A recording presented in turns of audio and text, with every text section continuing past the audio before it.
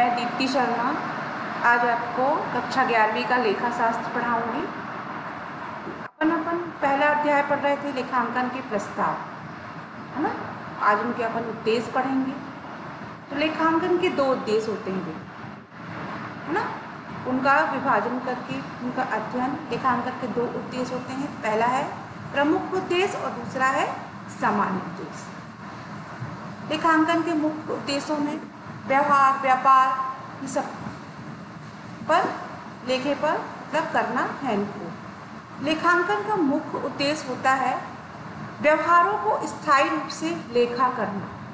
तो व्यवहारों को पुस्तकों में जब अपन कोई व्यवहारों का स्थायी रूप से लेखा रखते हैं तो पुस्तकों मतलब वही जो होते हैं उसमें अपन ये सारे लेखा जोखा लिखते हैं।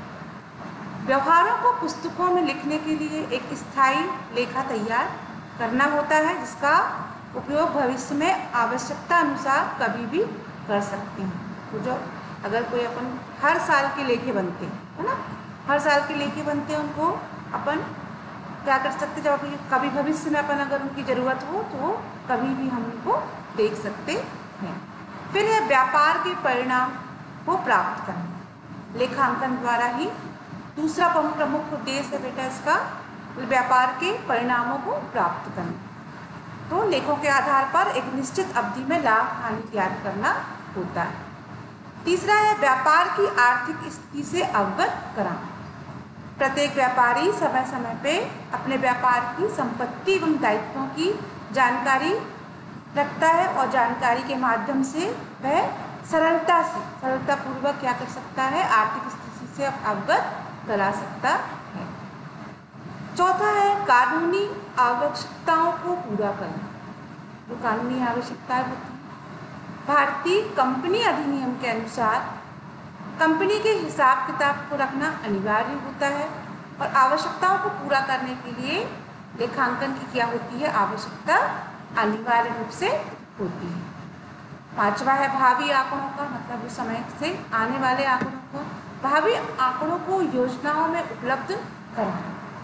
तो वित्तीय आंकड़े जो होते हैं वो हमेशा बेटा कोई भी जो योजनाएं होती हैं उनके जो आंकड़े होते हैं वो पहले लगभग हो, है ना, उनका योजनाओं बनाकर कि इतने में भावी योजनाएं बनाते हैं अपन, उनका जो योजनाओं के आंकड़े भी जो होते हैं वो निश्चित नहीं हो, उनको अपन भावी योजनाओं के हेतु आंकड़ों को उपलब्ध कराएं।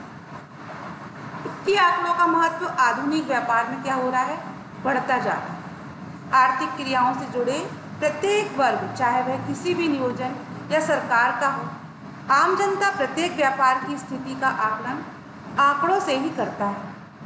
प्रत्येक व्यापारी गत वर्ष की उपलब्ध आंकड़ों के आधार पर ही योजना का रूपरेखा तैयार करता है और व्यापार एवं उद्योग संबंधी समस्त सूचनाएं आंकड़ों के रूप में क्या करता है, द्वारा ही उपलब्ध कराता है। रूपरेखा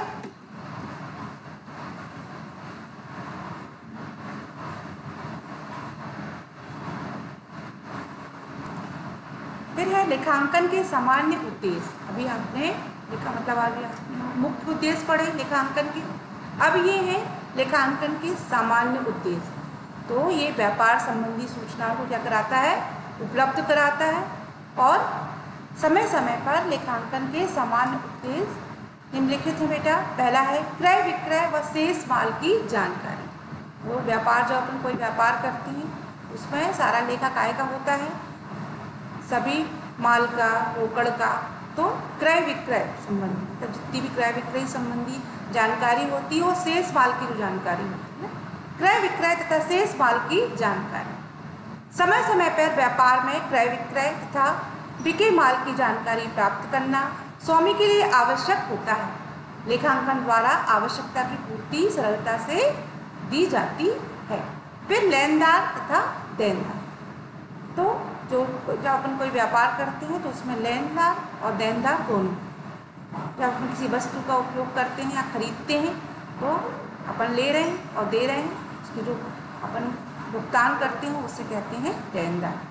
आज का व्यापार साख पर क्या है, आधारित है।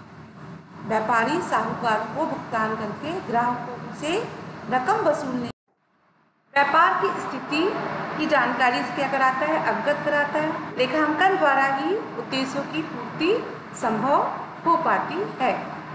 छल कपट पर नियंत्रण। लेखांकन होते हैं, उनके व्यवहारों में उचित लेखांकन नियमित जांच कर कर्मचारी और ग्राहक द्वारा क्या की जाती है, बनाई जाती है। इसमें छल कपट की आशंका पर नियंत्रण किया जा सकता है। व्ययों पर नियंत्रण करना। अनेक छोटे छोटे व्यय यद्यपि इनकी राशि कम होती है, अधिक होने पर व्यापार की बचत कैसी होती है बेटा, घट जाती है। प्रत्येक व्यय का लेखा करने में अनावश्यक रूप से नियंत्रण किया जा सकता है। करों का अनुमान लगाना। विभिन्न प्रकार के करों का निर्धारण, उनकी संभावित राशि का अनुमान लगाना लेखांकन से ही संभव होता है। बहुत से ऐसे व्यापारी होते हैं जो लाभ हानि की भुगतान राशि का अनुमान लगाने के लिए व्यवहारों पर लिखा करते हैं। तो छठवां है लाभ हानि के कारणों को ज्ञात करना। लेखांकन का उद्देश्य है लाभ हानि के कारणों को ज्ञात करना।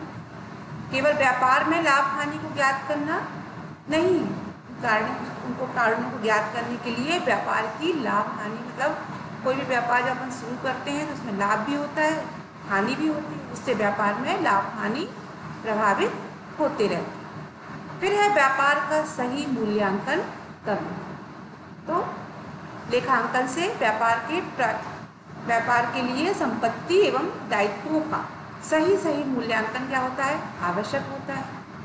अतः इस सामग्री की आवश्यकताओं को लेखांकन के माध्यम से, तो कोई भी व्यापार की सही जानकारी या मूल्यांकन करने के लिए लेखांकन के माध्यम से ही इसे पूरा किया जा सकता है और लेखांकन की आवश्यकता होती है। फिर लेखांकन के प्रमुख कार्य। अभी उद्देश्य पढ़े बेटा अपन ने, अब है लेखांकन के प्रमुख कार्य। तो कोई भी व्यापार शुरू करते हैं तो सबसे पहले अपन उद्देश्य निश्चित करते हैं। उद्देश्यों के बाद अपन लोगों को लेखांकन का प्रमुख कार्य क्या होता है, तो यह पूर्ण रूप से नियमित लेखा रखना। लेखांकन का प्रमुख कार्य होता है व्यवसाय में लेन देन को पूर्ण नियमों के अनुसार लेकर रखना, बही खाता खतौनी करना, वित्तीय विवरण अर्थात लाभ हानि का विवरण, स्थिति विवरण तैयार करना। ये किसके कार्य हैं, सब लेखांकन के कार्य हैं। विभिन्न पक्षकारों को वित्तीय परिणामों की सूचना देना, मतलब जो अपन कोई लेखांकन लिखते हैं तो जो विभिन्न पक्षकार होते हैं, जो अपन से मुझे लेखांकन का प्रमुख उद्देश्य है व्यापार के हित को बनाए रखना और पक्षकारों को शुद्ध लाभ, संपत्ति, दायित्व आदि के विषय में समय पर सूचना प्रदान करना। फिर व्यवसाय की संपत्ति की सुरक्षा करना। लेखांकन का एक अन्य कारण है विभिन्न संपत्तियों जैसे रोकड़, बैंक में स्टॉक, लेनदार आदि को उचित लेखा रखना। तो बैंक में जो संपत्ति होती है, लेनदार होते हैं, सबका संपत्ति जो होता है व्यवसाय की संपत्ति सुरक्षा कौन करता है, लेखांकन के माध्यम से की जाती है। प्रबंधन को इन पर पर्याप्त नियंत्रण रखने की, मतलब जो व्यापार का या लेखा जोखा रखने वाला होता है उसको इस पर क्या करना पड़ता है, नियंत्रण की सहायता, मतलब उसकी सहायता से उस पर नियंत्रण रखना पड़ता है। प्रबंधन की सहायता प्रदान करना। जब अपन कोई कार्य शुरू करते हैं सबसे पहले प्रबंधन लेखा जोखा बनाते हैं ना, पहले क्या करना है, कितनी पूंजी लगेगी, कितनी मशीनरी लगेगी, श्रम पूंजी, सब चीज़ों की प्रबंधन की सहायता प्रदान, मतलब सही समय पर उनको सूचना प्रदान करना कि लेखांकन प्रबंधन का नियोजन और नियंत्रण निर्णय करने में कितना सहायक है। फिर है ट्रस्टी का कार्य। कंपनी की दशा में प्रबंधन व कंपनी के साधनों पर नियंत्रण रखने की जिम्मेदारी इसकी होती है, ट्रस्टी की होती है। वह कंपनी से कोषों को ट्रस्टी के रूप में कार्य करता है। लेखांकन उन्हें कंपनी के साधनों पर नियंत्रण रखने की और कार्य की सहायता मतलब करती है। वैधानिक आवश्यकताओं को पूरा करना। वैधानिक मतलब जो विभिन्न कानून जैसे कंपनी अधिनियम, आयकर होते हैं, वस्तु और सेवा अधिनियम होते हैं, उनके प्रावधानों के अंतर्गत जो भी व्यवसाय होता है फर्म को विभिन्न विवरण प्राप्त करते हैं और वैधानिक आवश्यकताओं को पूरा करना। वस्तुओं पर अधिनियम के द्वारा प्रबंधनों के अंतर्गत एक व्यवसाय विभिन्न विवरण प्रदान करने के लिए वार्षिक खाते और आयकर जैसे जीएसटी रिटर्न आदि वस्तु सेवाओं पर जीएसटी के सभी जो कर होते हैं जो प्रत्यक्ष रूप से लगते हैं, जैसे सीमा कर, सीमा शुल्क, उत्पादन शुल्क, बिक्री शुल्क, ये सब बिक्री कर, मूल्य वृद्धि सेवा कर आदि जो कर होते हैं वो उसी में सम्मिलित होते हैं, जिसे जीएसटी कहा जाता है। और अधिनियम के अंतर्गत एक फर्म इन सबको वस्तु और सेवाओं में सभी प्रत्यक्ष कर जैसे उत्पादन, बिक्री, मूल्य वृद्धि, सेवा एक ही समय में ये सब चीज़ क्या है सम्मिलित की जाती हैं और जीएसटी का कार्य कहा जाता है। जीएसटी का भुगतान करने के लिए इनकी वसूली विवरण के समय दी जाती है। फिर है दायित्वों का निर्धारण। लेखांकन का एक अन्य कार्य संस्था के प्रत्येक विभाग को लाभप्रद विवरण करना और इसके प्रत्येक विभाग अध्यक्ष को दायित्व निर्धारण करने में सहायता होती है।